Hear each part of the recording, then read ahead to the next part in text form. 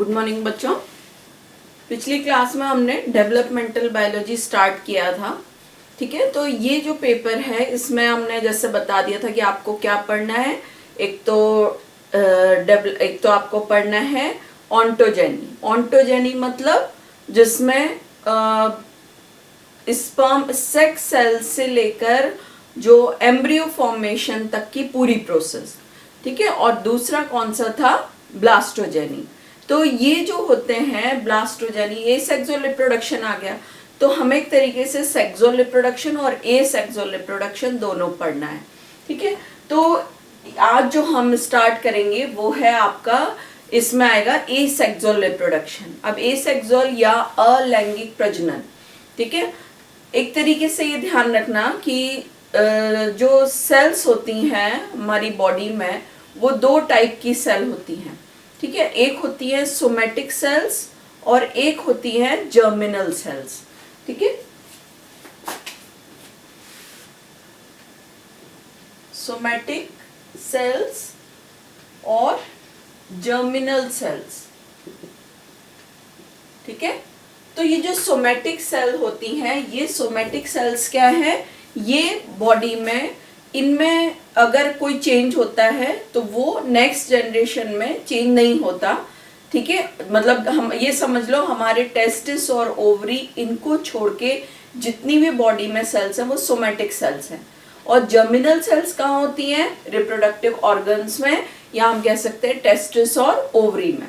ठीक है, तो ये जो हम कहते हैं रिप्रोडक्शन जो है वो दो टाइप का हो गया, एसेक्सुअल रिप्रोडक्शन, या हमने क्या कहा सोमैटिक सेल्स में होता है इसलिए इसे सोमैटोजेनिक रिप्रोडक्शन भी कहते हैं। ठीक है, और सेक्सुअल रिप्रोडक्शन जो होता है वो क्या हो गया? साइटोजेनिक रिप्रोडक्शन कहलाता है। ठीक है, तो सोमैटोजेनिक एसेक्सुअल और साइटोजेनिक सेक्सुअल रिप्रोडक्शन। तो एसेक्सुअल रिप्रोडक्शन, इसके बारे में हमें थोड़ा डिटेल में पढ़ना है। एसेक्सुअल अलैंगिक मतलब क्या हुआ? इसमें कोई सेक्स सेल्स मतलब हम क्या कहते हैं? गैमीट्स, युग्मक। तो ये युग्मक कौन से होते हैं? स्पर्म एंड ओवा। तो स्पर्म और ओवा दोनों नहीं होते इनमें। जब वो नहीं होंगे तो क्या होगा? कोई कॉम्बिनेशन नहीं होगा। तो ये अलैंगिक प्रजनन में जो नया जीव बनता है या नया ऑर्गेनिज्म बनता है वो अपने पेरेंट ऑर्गेनिज्म से बनता है जो जनक होता है। ठीक है, और जब इसमें कोई कॉम्बिनेशन नहीं हो रहा है, स्पर्म और ओवा फॉर्मेशन फ्यूज नहीं हो रहे, तो क्या होता है? कोई वेरिएशन, विभिन्नता ही नहीं आती। ठीक है, इन सब के बारे में, ये विभिन्नता क्या है और ये सारी चीजें ये आप लोग फर्स्ट ईयर में पढ़ चुके हो। ठीक है, तो नया कॉम्बिनेशन आया ही नहीं, तो इसलिए ए सेक्सुअल रिप्रोडक्शन में जो नया जीव बनेगा वो बिल्कुल अपने पेरेंट या जनक के जैसा होता है, कोई नया कॉम्बिनेशन नहीं होता। ठीक है, और इसमें दो वर्ड, जब तुम लोग कभी बुक्स, क्योंकि बुक्स से तो पढ़ना ही है, नोट्स भी मिल जाते हैं आपको, ये भी ये सब मिल जाता है, बट नोट्स बुक से जरूर पढ़ना है। तो उसमें दो वर्ड आएंगे जब आप रिप्रोडक्शन पढ़ोगे, एक कैरियोकाइनेसिस और एक साइटोकाइनेसिस। ठीक है, तो एक वर्ड आएगा कैरियोकाइनेसिस और साइटोकाइनेसिस। ठीक है, कैरियोकाइनेसिस मतलब होता है, कैरियन मतलब न्यूक्लियस। ठीक है, जब न्यूक्लियस डिवाइड होता है तो उसे कैरियोकाइनेसिस कहते हैं, और जब साइटोप्लाज्म डिवाइड होता है तो साइटोकाइनेसिस। अब कोई भी एनिमल होगा, मान लो ये अमीबा है। ठीक है, तो अमीबा को अगर हम कहेंगे डिवाइड होना है या डिवीजन करना है, ये इसका न्यूक्लियस हो गया। तो अगर अमीबा को डिवाइड होना है तो क्या होगा? वो पूरा का पूरा डिवाइड होगा ना। तो पहले या तो पहले न्यूक्लियस डिवाइड होगा या पहले साइटोप्लाज्म डिवाइड होगा। ठीक है, पहले न्यूक्लियस डिवाइड हुआ मतलब पहले डिवीजन अंदर से हुआ, फिर ये डिवीजन बाहर जाता है। ठीक है, और जब बाहर से अंदर होगा तो ये कैसा हो जाएगा? ये इस टाइप से, ये अमीबा दो पार्ट में डिवाइड हो गया, फिर इसका जो न्यूक्लियस है वो दो पार्ट में डिवाइड हुआ। तो इसके लिए कई जगह सुनोगे कैरियोकाइनेसिस कैरियोकाइनेसिस साइटोकाइनेसिस के बाद हो रही है। मतलब क्या हुआ, पहले साइटोप्लाज्म डिवाइड होगा, फिर न्यूक्लियस डिवाइड होगा। और अगर कभी ये आता है कि साइटोकाइनेसिस फॉलोड बाय कैरियोकाइनेसिस, मतलब पहले न्यूक्लियस डिवाइड होगा, फिर साइटोप्लाज्म डिवाइड होगा। क्योंकि कोई भी सेल को डिवाइड, ये प्रोटोजोन क्या होते हैं, सिंगल सेल, तो इनको डिवाइड होने के लिए या न्यूक्लियस और साइटोप्लाज्म दोनों का डिवीजन होना चाहिए। तो ये दो वर्ड आपको इसमें आएंगे। तो इसलिए अब जो है वो हमें क्या पढ़ना है, इसके एसेक्सुअल रिप्रोडक्शन के डिफरेंट टाइप्स है। ये मैंने चार्ट के फॉर्म में तुम लोग को नोट्स में दिया हुआ है, उसमें मेन पॉइंट्स भी बताए हुए हैं, एग्जाम्पल बताया हुआ है। तो उसका डिटेल आप बुक से पढ़ोगे, डायग्राम भी इसमें मैं भेजूंगी, पर पढ़ना आप लोगों को बुक से है, ठीक है, क्योंकि उसको बताना पड़ेगा थोड़ा थोड़ा सबके बारे में, पर ये हमें पता होना चाहिए उसमें टाइप्स कितने होते हैं।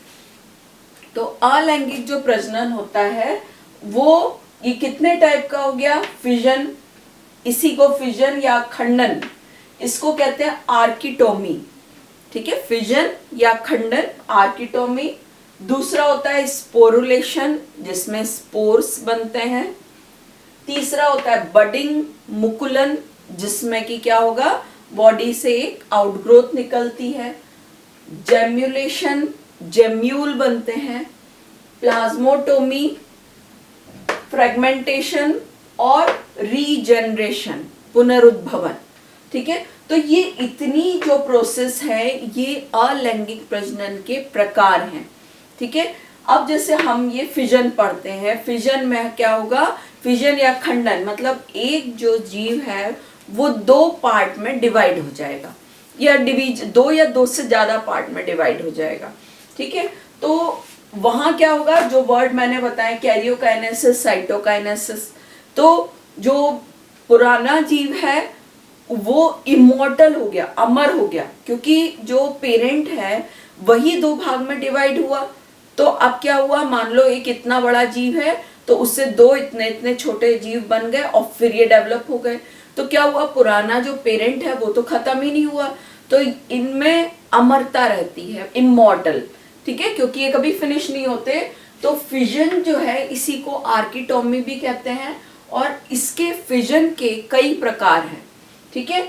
बाइनरी फिजन, द्विखंडन, longitudinal binary fission, transverse binary fission, repeated binary fission और मल्टीपल बाइनरी फिजन, बहुविखंडन, ठीक है। तो जैसे नाम है उसी के अकॉर्डिंग आपको बताना है। जैसे हम बाइनरी फिजन कहते हैं, द्विखंडन। बाइनरी फिजन जो है वो किस में सबसे अच्छा है, इसका एग्जाम्पल क्या है, अमीबा, ठीक है। तो जैसे बाइनरी फिजन में क्या होगा, ये बाइनरी फिजन या द्विखंडन, बॉडी जो है दो पार्ट में डिवाइड हो जाएगी, और ये रिप्रोडक्शन ए सेक्सुअल रिप्रोडक्शन की सबसे सिंपल मेथड है, और किस में पाई जाती है, अमीबा, एंटमीबा, इनमें पाई जाएगी। और एक पूरा का पूरा जीव जो है वो दो डॉटर सेल में डिवाइड हो जाता है, और उसमें डिवीजन कौन सा होगा, माइटोसिस। ध्यान रखना, मियोसिस में तो क्या होता है, जो रिडक्शनल डिवीजन रहता है, तो माइटोसिस में क्रोमोसोम नंबर जैसा पेरेंट में है वैसा ही डॉटर में रहेगा, तो संततियां, दो संततियां इनमें बन जाती हैं, ठीक है। और जो न्यूक्लियर मेम्ब्रेन है वो हमेशा बनी रहेगी। ये तो बाइनरी फिजन हो गया। लॉन्गिट्यूडनल बाइनरी फिजन ये यूग्लिना में पाई जाती है, इसको हम कहेंगे लंबवत द्विखंडन, ठीक है। तो जैसे इसमें क्या है, ये यूग्लिना हो गया, ठीक है, ये इसमें एक फ्लैजिला निकला हुआ, और लंबवत मतलब जो बॉडी है वो इस टाइप से डिवाइड होगी, मतलब कैसी होगी, ये और इस टाइप से। तो बॉडी कैसी हुई, ऐसी डिवाइड हुई और दो पार्ट में बढ़ गई, मतलब दो युग्लिना बन गए। तो लंबवत बाइनरी फिजन इस टाइप से हो गया। ट्रांसवर्स बाइनरी फिजन जो रहता है वो किस में होगा, पैरामीशियम में। तो पैरामीशियम में ट्रांसवर्स बाइनरी फिजन, मान लो ये पैरामीशियम है, पैरामीशियम का आकार कैसा होता है, स्लीपर शेप। तो ये इनमें क्या होगा, पहले साइड ये बीच में से ट्रांसवर्स मतलब इस टाइप से, ठीक है, ऐसे करके, और ये धीमे धीमे साइटोप्लाज्म डिवाइड होते होते और फिर ये दो छोटे छोटे पैरामीशियम बन जाते हैं, ठीक है। तो क्या हुआ, बीच में से ट्रांसवर्स वे में अनुदैर्ध्य ये जब दो पार्ट में डिवाइड होगा जीव, तो वो क्या कहलाएगा, transverse binary fission. Repeated binary fission जो रहता है वो कैसा, रिपीटेड नाम से क्लियर है, इसको हिंदी में हम क्या कहेंगे, लगातार द्विखंडन। ये जो रहता है ये केंद्रक, और इसमें जो साइटोप्लाज्म, न्यूक्लियस और साइटोप्लाज्म जो रहता है उसमें माइटोसिस डिवीजन होगा, और जो डिवाइड होने वाले, ठीक है, क्योंकि ये क्या हम कह रहे हैं, रिपीटेड बाइनरी फिजन, तो न्यूक्लियस और साइटोप्लाज्म तो डिवाइड होगा पर बॉडी उनकी अलग अलग नहीं होती। जैसे हमने यहाँ बताया ना, ये दोनों अलग अलग हो गए, तो इस टाइप से अलग नहीं होते, इसे repeated binary fission, nucleus divide हुआ फिर साइटोप्लाज्म, तो ये कंटिन्यूअस डिवीजन होता रहता है। लास्ट इसमें आता है बहुविखंडन या मल्टीपल बाइनरी फिजन। ये जो था इसका हमने फर्स्ट ईयर में अगर ध्यान हो तो प्लाज्मोडियम वाइवेक्स पढ़ा था, ठीक है, जो मलेरिया पैरासाइट होता है। तो प्लाज्मोडियम वाइवेक्स जो था उसमें शाइजोंट वगैरह ध्यान हो तो पढ़े होंगे। तो यहाँ पर क्या होता है बाइनरी फिजन में, ये जो शाइजोंट होते हैं ये मान लो ये क्या हुआ, सेल की न्यूक्लियस है, इसके अंदर ही आए और डिवीजन करे। तो मल्टीपल बाइनरी फिजन में एक न्यूक्लियस डिवाइड होके 2, 4, 6, 8, 32, 16, 32 ये इतने डिवाइड होता चला जाता है। और जैसे जैसे न्यूक्लियस डिवाइड होता है उसके साथ साथ थोड़ा थोड़ा साइटोप्लाज्म किसका, इस सेल का। तो जिस सेल में न्यूक्लियस डिवाइड हो रहा है उसी का साइटोप्लाज्म यूज करके वो एक एक सेल बनती चली जाती हैं, ठीक है। और इस तरीके से बहुत सारी, इसीलिए नाम क्या है, बहुविखंडन, बहुत सारे न्यूक्लियस विद साइटोप्लाज्म बन जाते हैं। और यही जो स्पोरोगेनी, हमने शाइजोंट अगर कुछ ध्यान हो तो या लास्ट में जाके बहुत सारे क्या बन जाते हैं उसमें न्यूक्लियस, और फिर वो क्या होते हैं, बस्ट होके सब बाहर निकल आते हैं। तो ये जो है ये मल्टीपल फिजन। और फिर जैसे ये बाहर निकला है, ऐसे बहुत सारे ये न्यूक्लियस ये सब बाहर निकला है शाइजोन्स, और पीछे क्या रह जाते हैं, मान लो कुछ साइटोप्लाज्म यूज नहीं हुआ, तो ये क्या कहलाती हैं, रेसिडुअल बॉडीज, बचा हुआ मटेरियल जो यूज नहीं हुआ इनको। तो क्या हुआ, एक न्यूक्लियस से इतने बॉडीज फॉर्म हुई और वो बस्ट होके बाहर आ गई। ये मल्टीपल फिजन प्लाज्मोडियम में होता है। तो इस तरीके से आपको विद डायग्राम सबके बारे में थोड़ा सब बताना है, ठीक है। ये डायग्राम में उसमें नोट्स में पहुंच जाएंगे तुम लोगों तक। स्पोरुलेशन जो है या बीजाणु जनन में भी क्या होते हैं, सेम जैसे मल्टीपल फिजन बताया उसमें क्या होता है, ये तो प्लाज्मोडियम में था, शाइजोन्स बन रहे थे। यहाँ पर क्या होगा, ये इसी टाइप से बहुत सारे जो सेल हैं वो अंदर डिवाइड होते होते स्पोर्स बनाते हैं, ठीक है। ये इस तरह से डिवीजन अंदर ही चलता है और बहुत सारे स्पोर्स बनते हैं। और इसमें जो होता है न्यूक्लियर मेम्ब्रेन, जो स्पोरुलेशन की प्रोसेस होती है उसमें क्या होगा, सबसे पहले जो सेल के अंदर न्यूक्लियस होता है वो न्यूक्लियर मेम्ब्रेन खत्म हो जाती है। वो खत्म हुई तो क्या हुआ, क्रोमेटिन जो अंदर न्यूक्लियर मटेरियल होता है वो साइटोप्लाज्म में आ जाता है, और हर क्रोमेटिन के चारों ओर थोड़ा थोड़ा जो मटेरियल है वो इकट्ठा होता रहेगा, और ये बनाते हैं स्पोर्स, ठीक है। न्यूक्लियर मटेरियल उसमें आ गया, साइटोप्लाज्म मिल गया, और ये छोटे स्पोर्स बन जाते हैं जो क्या होंगे एक, और उन्हीं के चारों ओर फिर न्यूक्लियर मेम्ब्रेन नई बन जाती है। और लगभग एक अमीबा में, ये कुछ अमीबा होते हैं उनमें स्पोरुलेशन के द्वारा प्रोसेस होती है, तो उसमें लगभग 200 के करीब छोटे छोटे अमीबी बन जाते हैं जिन्हें स्पोर्स कहते हैं, ठीक है। और बाद में क्या होते हैं, ये उसको जो जिसमें ये अंदर है, जिस मेन अमीबा के अंदर ये सब डिवीजन कर रहे हैं, वो मेन अमीबा तो क्या होता है, गल जाता है, खत्म हो गया। ये होते कहाँ है, पानी में। तो मेन जो अमीबा की ये मेम्ब्रेन है बाहर वाली, ये तो गल जाती है, और जो छोटे छोटे लगभग 200 के करीब अमीबी हैं, छोटे अमीबी या जिनको हम स्पोर्स कह सकते हैं, वो पानी में लिबरेट हो जाते हैं। तो एक ही अमीबा से कितने सारे ये स्पोर्स के फॉर्म में अमीबी फॉर्म हो गए, ठीक है। इसी तरह अब जो आती है थर्ड, बडिंग। बडिंग को मुकुलन भी कहते हैं। इसमें ये जनरली होता है हाइड्रा में। तो हाइड्रा में क्या हो गया, ये सबस्ट्रेटम बॉडी, और ये क्या हो गए, टेंटाकल्स, ठीक है। तो इसमें क्या होता है कि ये बॉडी से बाहर की तरफ सरफेस पर ये एक छोटी सी एक उभार निकलता है, इस प्रोजेक्शन, और यही बड़ा होते होते क्या बना लेता है, एक मिनिएचर अमीबा, ठीक है। मिनिएचर अमीबा बनाता है, वो वहां से कट के अलग हो गया और नया अमीबा बन गया। तो ये बडिंग कहलाती है। ये बडिंग क्या होगा, एक तो मोनोजिनस भी हो सकती है, मतलब एक बड और एक ही हाइड्रा बना, या मल्टीपल भी हो सकती है कि बॉडी में कहीं और भी एक से ज्यादा हाइड्रा बन गए।